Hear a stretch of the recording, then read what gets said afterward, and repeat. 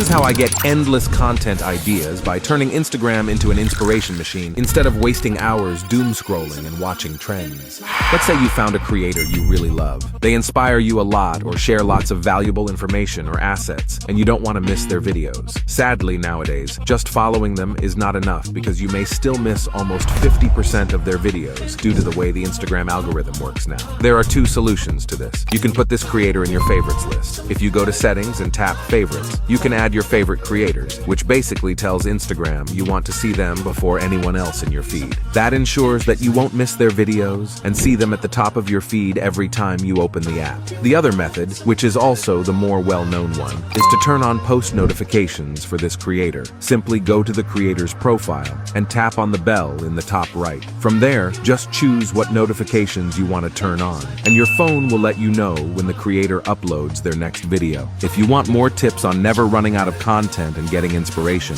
simply comment with this red heart emoji, and I'll DM you my list. Save this video for later, and if you find my content helpful, inspiring, or valuable, apply the methods I've shown you here today to never miss a free asset or tip from me ever again.